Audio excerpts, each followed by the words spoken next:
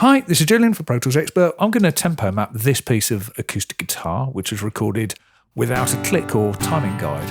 A couple of things I'm going to do first, just to kind of make life easier for me. I'm going to tap to transients up to that first note and trim by hitting A, pull that onto beat 1 of bar 1 or 0 seconds.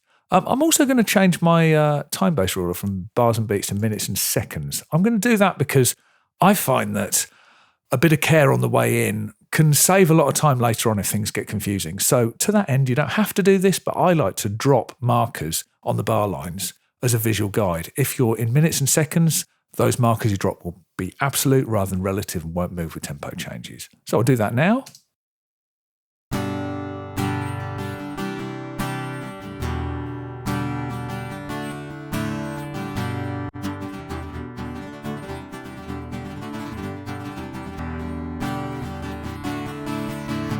So there we are. That step's not strictly necessary, but I just find it's a good idea because it can save more time than it takes to do later on.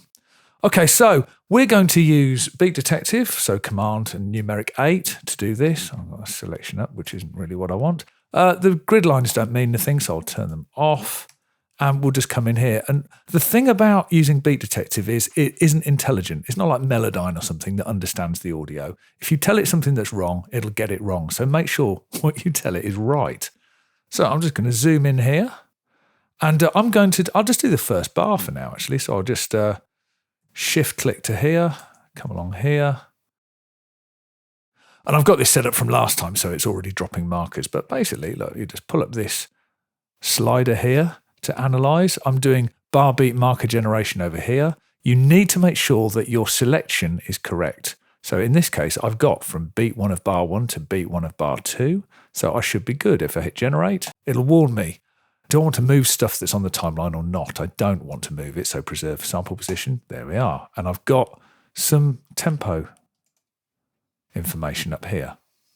If I carry on like this, you don't have to go bar by bar. I find that the slower you do it, the fewer mistakes you get. But, you can do it in chunks of 2 or 4 bars or something. Don't try to do the whole track, though, because something will go wrong and you'll spend longer sorting it out than it took to do it in smaller chunks along the way.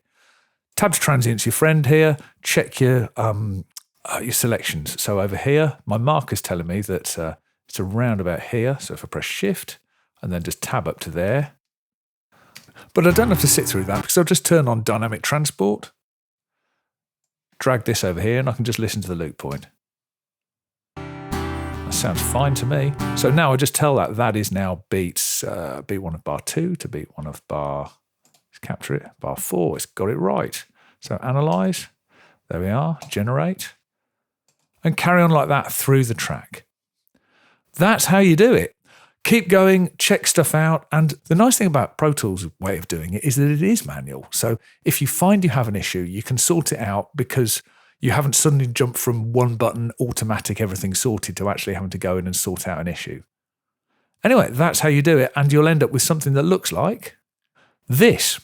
In this case, there's a little bit of an issue around bar 6 where I had to jump in and just kind of sort out a little bit because there wasn't a definite downbeat to hit on, but that's okay. You can go in, you can sort that out and just choose to omit parts and go to definite hits that you know are the case. I use identify beat for that, which is just place your insertion point at the correct place and hit Command and I. Anyway, there you go. That's it. It's a little bit more involved, but you've got lots and lots of control because what Beat Detective is it's a macro for a manual process rather than a one-button automatic process.